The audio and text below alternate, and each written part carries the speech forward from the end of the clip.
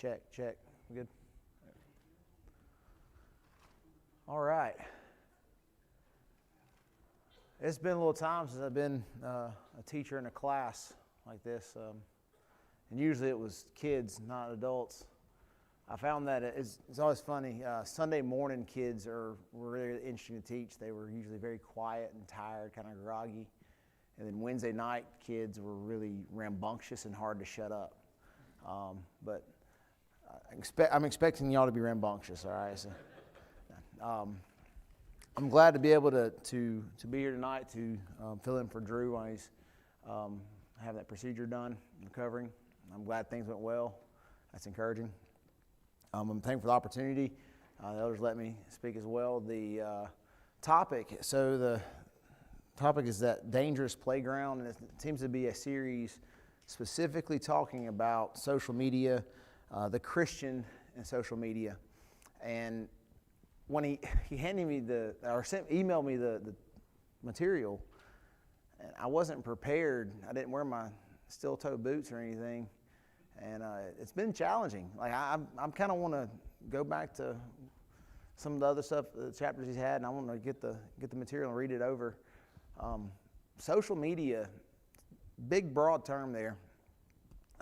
There's, in this particular case at least, we think of the original social media with MySpace, and then we got into Facebook. And the original days of Facebook, it was mostly colleges connecting different campuses and people on your own campus. And I remember the heartbreaking moments when they let parents get on Facebook.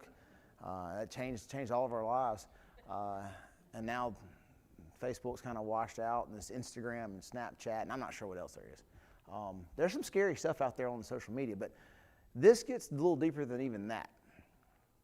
So the addiction to social media, really our cell phones, comes from a chemical release in our brains that are stimulated by what we see.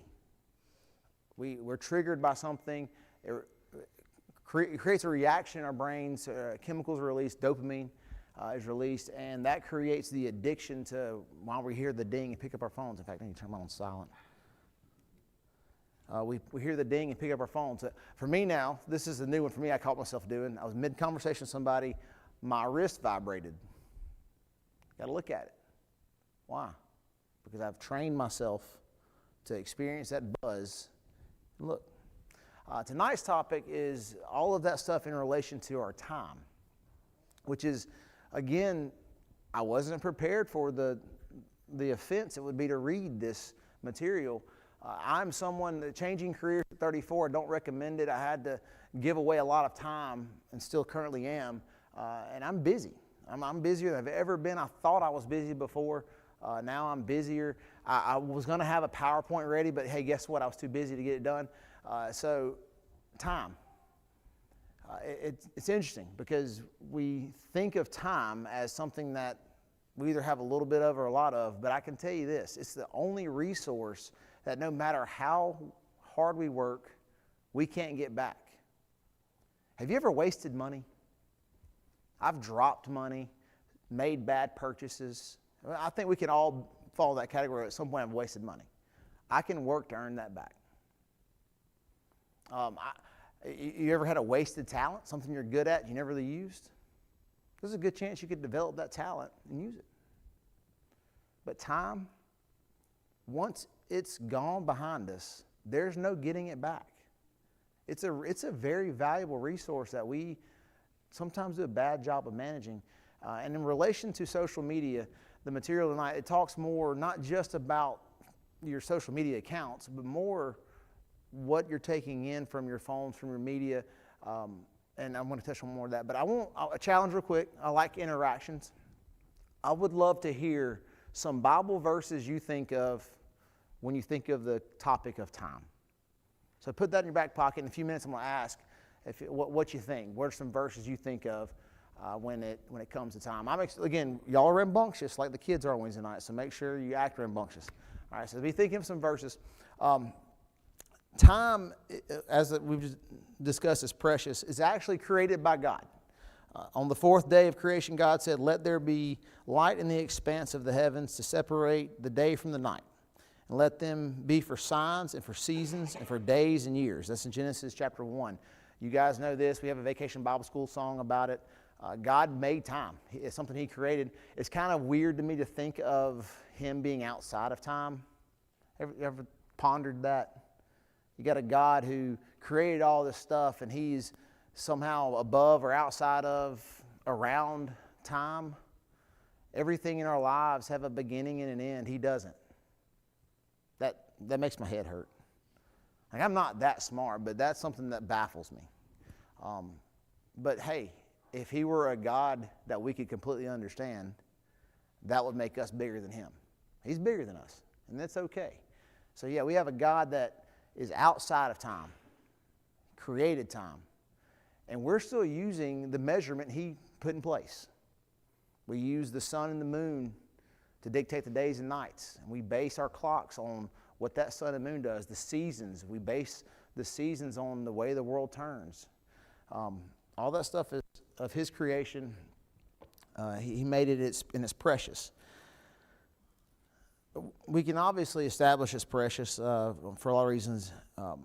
The truth is, time is the very stuff of life. That's what the author of this material that I was given said. That, again, the time is the very stuff of life. If you ask me for 5 minutes of my time, you're asking me for 5 minutes of my life.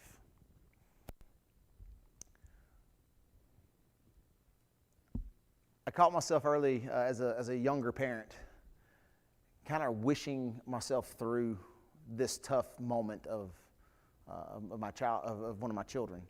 When he gets a little older, this is going to be a lot easier. And Erica, my dear sweet wife, some of you helped raise her. I appreciate that.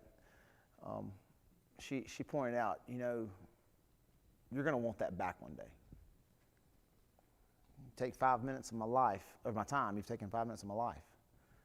When I'm able to have 5 minutes with my kids, that's 5 minutes of their life I'm getting to experience. Time is valuable. Time is life.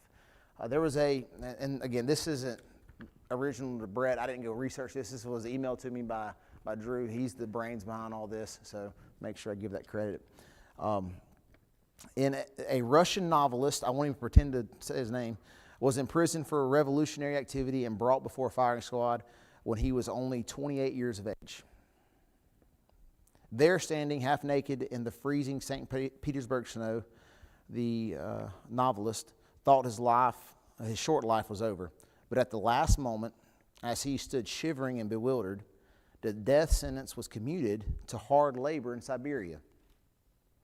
Perhaps he was reflecting on that experience when he wrote the scene in his novel, Crime and Punishment, in which the main character, this novelist, said, this is what he said in the book: "Where is it I've read that someone condemned to death says or thinks an hour before his death that if he had to live on some high rock, on such a narrow ledge, that he had only room to stand, and the ocean, everlasting darkness, everlasting solitude, everlasting tempest around him, if he had to remain standing on a square yard space all his life, 1,000 years, eternity, it were better to live so than to die at once. Only to live, whatever it may be." This novelist, I want you to just for a second imagine a life where you were punished by being sent to Siberia for hard labor. This guy felt blessed to have that versus the death before a firing squad. When we're faced with a sudden death, he's saying the little bit of time someone might have, they want to expand as much as possible, no matter how the misery is. I question that. I think we have a different perspective as Christians, or at least I think we should, that although we may not want to die, we're okay with it when it happens because Christ died so we be sure of our salvation. So I do think our time is precious, but I think our view of death should be a little different than the world's view as well. But regardless, the point of that is time is life. It's valuable. It's precious. So tonight what we're going to do, I want to look at some concepts about what we should do with our time. And before that, though, I want to discuss, is it okay to have fun, or is having fun a waste of time? and then maybe reflect on how we can redeem our time. So first, I asked that question earlier. Do you have Bible verses you thought of when you think of the word time? Yes. Ecclesiastes chapter 3, it's all about time. Okay. Everything has its time. And it goes on. And time of war, time of peace, a time of hate, a time of silence. If you are ever a gardener and you plant something, there's a plant to sow, there's a plant to harvest. In between that time, there's a lot of waiting for the plants to grow, and then the harvest comes about. It's hard to do. I'm bored. Yeah. This is hard to wait. Yeah. So Ecclesiastes 3. Yeah. All right. What else? Some other verses you might think of when you think of time. Read after you think of a verse right off. I thought of a song, "Take Time to Be Holy," and the lyrics of that song. That's a great one. Yeah. Says it all. Yeah. Take time to be holy. What else? Ephesians 5:16 says, making best use of the time because the days are evil. Yeah, we're going to come to that one. So make best use of the time because the days are evil. What else? Any more? James 4:14 says, the last part of James 4:14, for you are a mist or you are a vapor that appears for a little time and then vanishes. That's a good one. A little time. You know, when there's less of things, it's even more valuable. That. Life's precious. Here for a moment. So, taking all of that into consideration, the value, how valuable time is, and looking at the statistics about the time that's spent on our cell phones, taking in some sort of media, I think some of the statistics that were thrown out.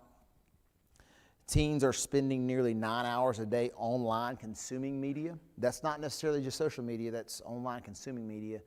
Maybe watching a video or what do they watch now? The YouTube Shorts, I think is what my kids watch. I didn't know what that was until apparently they just scroll through. I don't know. You might watch your TV shows on your phone. It's kind of hard to watch some of the TV shows the rest of the fire station wants to watch. So I maybe watch on my phone. I'm guilty of this. Walk into work, I got my truck checkoffs to do. That's every day, it's fine. But I'm doing that, I pull my earbuds out, pop them in, and I'm listening to music right off the bat. Now, it may be praise music, it may be country music, it may be a podcast, it might be talk radio, it might be audio Bible. I listen to different things. But I'm immediately, as my day starts, taking in media. For some reason, I can't stand the silence. I don't know why it is. I got to have some kind of background noise, some kind of stimulus. I think it's become kind of trendy to be ADHD, but maybe that's what it is. Maybe I'm ADHD. Does anybody else have that same, got to have background noise, got to have an earbud in, got to have through your brain? I think that's kind of what we've created. And our teens, it says 9 hours a day. This is an interesting one. Tweens, ages 8 to 12, the average is nearly 6 hours a day. TV streaming, listening to music, but 30% of that time is said to be spent on social media. That's about 2 hours a day on social media. That's Instagram, TikTok, I think is one of the new ones. Does anybody get sent stuff they can't see on their phones? Because I don't have TikTok. My sister sends stuff all the time, and I can't watch them. I've told her I can't watch them. Anybody else do that? Yeah, anyway, I'm just old, I guess. All right. So, 30% of the time spent on social media, 2 hours per day. That's 5 years, 4 months in a lifetime. To put that in perspective, in that amount of time, you could fly to the moon 32 times or walk the Great Wall of China 3.5 times. That's a lot of time built up over a lifetime spent on a social media platform of some kind. And here's the real trick to all that. Some of that can be good. there's some good interactions that can happen on social media. That's where I think it takes some judgment on our part to decide, is this worth doing, is this not worth doing? And that's where we're going to get to kind of as we move forward. You mentioned Ephesians, Tim, I think it was you mentioned Ephesians 5. Yeah. Look carefully how you walk, Paul writes, not as unwise but as wise, making the best use of the time because the days are evil. We can't go back and rewind time, but we can use the time, be aware of the time, and redeem it. There are 1,440 minutes in a day. I used to talk about hours in a week. Talking to people about attending church was how it kind of started, but there's 166 hours in a week. Is that right? 168. It's 168. 168 hours in a week. In a busy church week, let's say a real busy church week. Let's say we got Church Eat Church. We love those, right? Let's say we have, do we still do gospel meetings from time to time? Maybe have a speaker on a Monday, a Tuesday, and a Wednesday. So an hour each one of those, that's 3 more, 6 hours. We got Bible class too, that's 7 hours. Maybe the youth group had a 2-hour activity of some kind, so we're getting up to 8 hours in a really, really busy church week, and there's 160 hours left. I hope this isn't all the Jesus we're getting. Does that make sense? Because there's a lot more time out there that we need him. Anyway, back to the material here. Redeeming our time. 2 words for time in Greek language. Chronos signifies chronological time. It has to do with clocks, calendars, schedules, agendas. Then the other one is kairos. It has to do with opportune and appointed times. Hence, since the translation opportunity in the NIV. So a couple different Greek words there for time, and sometimes it's chronological things, sometimes it's more the time, a moment, an event, an opportunity. So let's talk about first, I'm going to skip to the back of this and talk about wasting time, or having fun, I should say, being a waste of time. Should we delete all of our social media?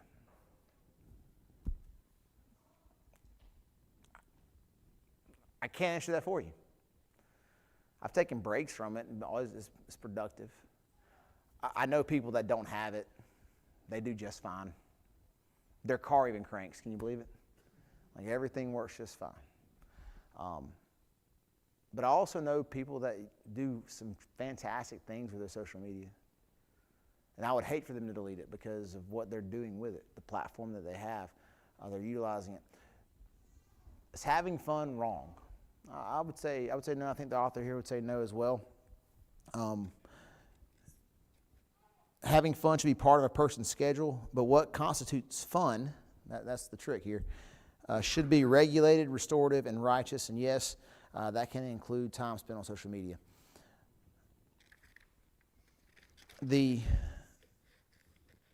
When God created everything, y'all remember how many days he created? Do we need to sing the song?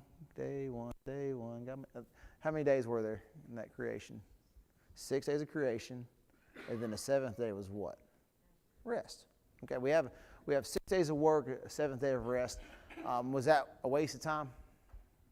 I would say no. It was restorative, day of rest. Later on, the Jews were given, I think it's in Exodus 20. Yeah, they were given the commandment where they were told to stop working on the Sabbath day to rest. A moment to not be productive, but to rest. And I would say I'm someone who I'm into, also on the side, kind of do some physical fitness stuff and coach people and train people. I recommend everybody, you got to have rest days. In fact, I would tell you that if you work out in the gym, you shouldn't train more than 2 or 3 days without a rest day. The body needs time to recover. We need time to heal.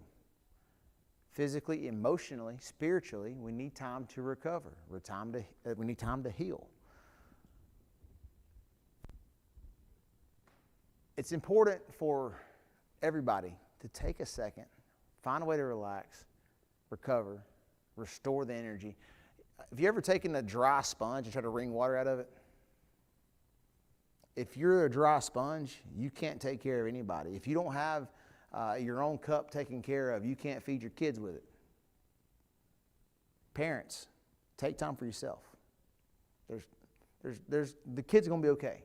Let them chill for a little while. Take time to relax, recover, have time to have fun.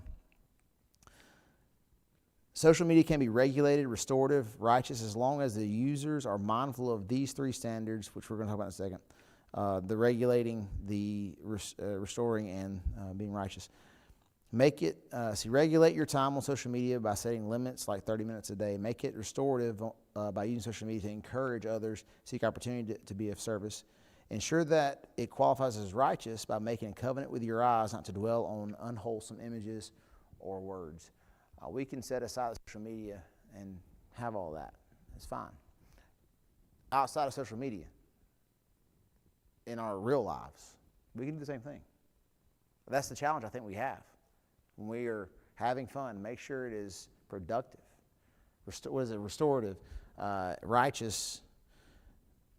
Make sure it meets that criteria.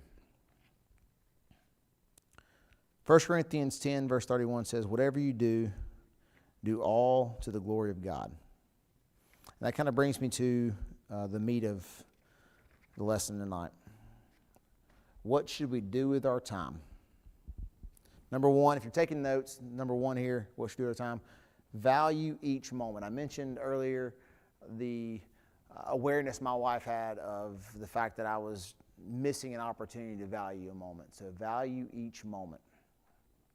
Right now, I don't get a lot of those at home because of the work schedule. I value every moment that I'm with my family. I don't get to be here as much as I want to be here because I'm on duty somewhere at a fire station. I value each moment I'm here. I really appreciate the live feed. The Sunday morning, I'm able to watch it even though I'm not here. I'm very appreciative of that. So whoever, I think Patrick heads that up, I hope he knows I'm very thankful for that. It means a lot to me to be able to participate even though I'm not here. Value each moment. And I'm telling you, sometimes we can't value things enough until we lose them. That's a sad truth right there. Value each moment. Each day is a gift from God. The Bible reminds us of that. This is the day the Lord has made. Let us rejoice and be glad in it. In Psalms 18:24.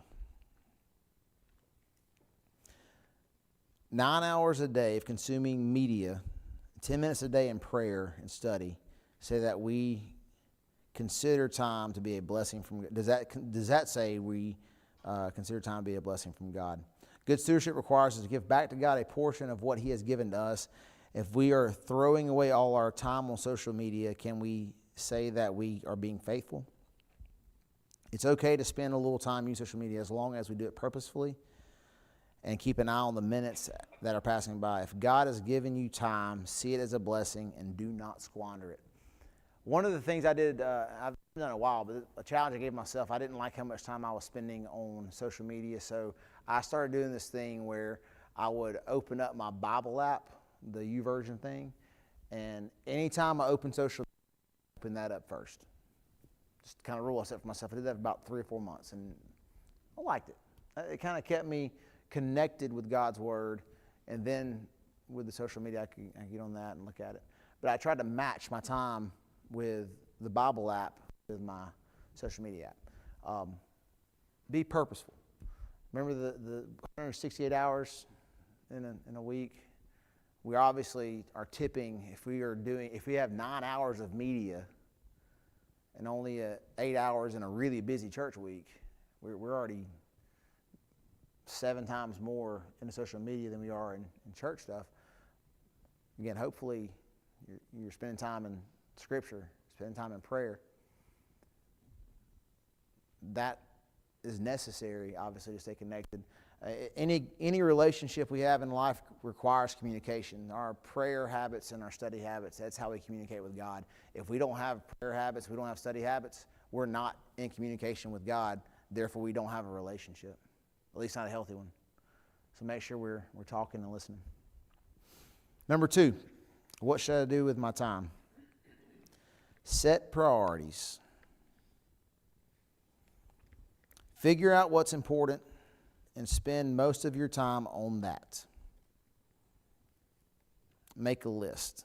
Ask yourself what's going to make a long-term impact on your life and on the lives of others.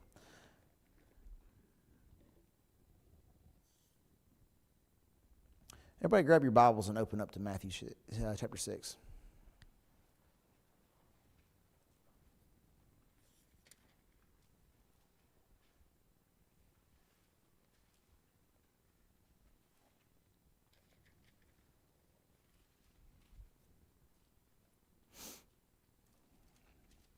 Beginning of verse 19, I'm going to jump around a little bit, but verse 21. Matthew chapter 6, verse 21 says, "For where your treasure is, there your heart will be also." I think we sometimes misunderstand that. I may be wrong, but I think we misunderstand that. I think we read that sometimes as Jesus saying, the thing you care about is the thing you care about. I think that's kind of a misunderstanding. I think what he's actually saying is where you spend your resources demonstrates what you care about. For where your treasure is, there your heart will be also. I don't think he's talking some theoretical treasure. I think he's talking actual resources. Where your time is shows what you care about. Where you spend your money shows what you care about. Where you spend your efforts, your energy, your talent, that's what you care about. He's not saying, this isn't a commandment. I think this is an observation. He's telling you, you can look at your life and make a list of, this is where my money went, this is where my time went, this is where I spent my energy. Clearly, this is what I place value in my life. So, kind of an internal time to check, hey, Brett, where do you spend most of your time? Where do you spend most of your money? Where do you spend most of your energy? That's challenging. Because I bet that list, I know for me at least, I bet that list isn't what you want it to be. And I think that's, coming back to this time thing, setting a priority, it's really important for us to make a list of priorities. I love lists, by the way. I can make a list of what's important, what's not important. I can make a list of what I need, what I don't need. I love lists. It kind of clears the muddy waters for me. In this case, the priorities. What are my priorities? Make a list. Is my time, where I spend my time, does it reflect that? And if not, how can I change that so that it will reflect it? What can I do in my life to make sure that the priorities actually are the priorities, that my time reflects it? Learn to distinguish what's important and what's urgent. This section I thought was interesting. I hadn't really thought about this. Most of us think of these two terms kind of meaning the same thing, but there's a difference. When you spend time on important matters, you grow and make a little progress toward the big goals you set for your life. Important matters do not happen accidentally. They must be planned. Urgent matters cannot be planned. They are the crises of life. They must be attended to immediately. Urgent matters can disrupt our lives if we ignore them, but they rarely promote growth or get us any closer to the long-term goals. I thought that was an interesting distinction. I'm not completely sure I agree with it, but I'm trying to sort it out in my head. But in this case, we have two categories, important and urgent. These are both things we answer to. If it's important, we answer it. If we see it as urgent, if it pops up, we answer it. Seeking solitude for prayer and meditation is a good example of spending time on something important. Regular time in quiet places with God promotes lasting growth and steadfastness of the soul. It is important, but it's not urgent. In other words, you must look for solitude. It will not look for you. Solitude has to be planned or it will never happen. So important things. Have goals, takes time, takes planning. Text messages, notifications on your phone demand your immediate attention. I'm not even sure if these things should be called urgent because most of those digital signals can be ignored without serious consequences. Again, I'll read that again. Most of those digital signals can be ignored without serious consequences, but our phones present an illusion of urgency and as a result eat away much of our time. We must resign ourselves, though, to other more seriously urgent matters. The baby's diaper has to be changed. The phone call that you are not expecting has to be answered. The oil has to be changed in the car. Some of your time has to be given to urgent matters. Just don't spend all your time on putting out fires. If you do not spend a significant portion of your time on things that are important, you will never grow. The important matters define success in the long run. Even if I don't like the terms that he used, important and urgent, the concept, it makes sense. Some of the things that we bring to a halt, the unexpected things in life, sometimes we have to. Flat tires got to be changed. I mentioned the dirty diaper got to be changed. The baby's got to be fed. Those things are urgent. Got to be taken care of right then. But the buzz on our phone that we often stop everything to handle probably isn't urgent, or probably isn't important, I should say that. The important matters are what we plan and what help us grow and move towards goals. The urgent matters may have to be handled, but they're usually an obstacle in the way of growth. Does that make sense? You follow me? Not really? Circle? Okay. What is the rambunctiousness? You guys have... All right. Number 3. What should I do with my time? Last thing is look for opportunities. Galatians chapter 6, verse 10 says, So then, as we have the opportunity,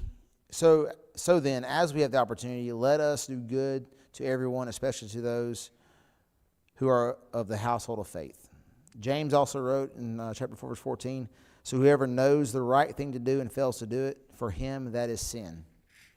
That's a hard one to swallow sometimes. I don't think we read that seriously enough. For those who know to do good but don't do it, that's sin. Opportunities abound in the present, but we fail to see them often because we have our noses stuck in smartphones. Once you miss an opportunity, you'll never get it back again. How many relationships fail because instead of having conversations with someone, a person was looking at Facebook? How many good deeds went undone because someone was distracted by Instagram? How many souls have been lost because a Christian did not train himself to be constantly on the lookout for an opportunity to share the gospel? We will never know. One thing is for sure. The longer Satan can keep us distracted, the happier he is. Distraction. We don't think of that as a sin, but being distracted from doing something good is a great weapon by the adversary. It keeps us busy, keeps us distracted, keeps us stuck into things that aren't even real. Losing opportunities to do something good. Back in Matthew chapter 6. I'm going to read a section here. And for when I thought of time, this is the verse I thought of. It doesn't actually say anything about time, but I don't know, for me it kind of connected. Chapter 6, verse 25 of Matthew. Therefore I tell you, do not be anxious about your life, what you will eat or what you will drink, nor about your body, what you will put on. Is not life more than food, and the body more than clothing? Look at the birds of the air. They neither sow nor reap nor gather into barns, and yet your heavenly Father feeds them. Are you not of more value than they? And which of you, by being anxious, can add a single hour to his span of life? And why are you anxious about clothing? Consider the lilies of the field, how they grow, they neither toil nor spin. Yet I tell you, even Solomon in all his glory was not arrayed like one of these. But if God so clothes the grass of the field, which today is alive and tomorrow is thrown into the oven, will he not much more clothe you, O you little faith? Therefore do not be anxious, saying, What shall we eat, or what shall we drink, or what shall we wear? For the Gentiles seek after these things, and your heavenly Father knows that you need them all. But seek first the kingdom of God and his righteousness, and all these things will be added to you. Therefore do not be anxious about tomorrow, for tomorrow will be anxious for itself. Sufficient for the day is its own trouble. I think the reason I thought of this verse, I'm just speculating here. It jumped out when I thought about time. I think it's because most of my life, the time I spend in my life, is with a worry about providing for me and my family. I'm away from my home because I got to earn a paycheck. Got to. There's no choice about it. I'm away from my wife and my kids because I need clothing, I need food, I need shelter. They need all those things too. And I don't think those are bad things. I think having a job is a good thing. I think having the opportunity to provide for my family is a good thing. I think God teaches us that we should be providing for our families. But I think the anxiety come along with it is what made me think of the time that I'm gone so much. And the reason why is the anxiety, and that anxiety is what I think sparked me thinking of this verse. And I try so hard to remember those last words. Sufficient for the day, it's its own troubles. I'm constantly looking down the line and time to come. Often basing my path on the time that's gone by me. Regrets and things that are behind me. Things that I missed, opportunities that I missed. I can't get that time back. But I plan too far ahead because I'm looking too far behind, and I miss what's right in front of me, the moment I'm living in. We don't live in the future. We live in the now. We don't live in the past. We live in the now. There's no way to live in the future because by the time we get there, it's the now. I think making the priority, making a list of priorities, valuing each moment, and looking for opportunities, that's how we embrace the time we're in. And I think even though we may find ourselves on social media, might find ourselves on our phones, I think if we have that mindset where we're looking for all those things, we can still utilize the time we have available. Don't let time be wasted and suffer because of the media that just so easily can ensnare us. Social media, cell phones, whatever it is. Thoughts, questions, comments? Thank you for your time.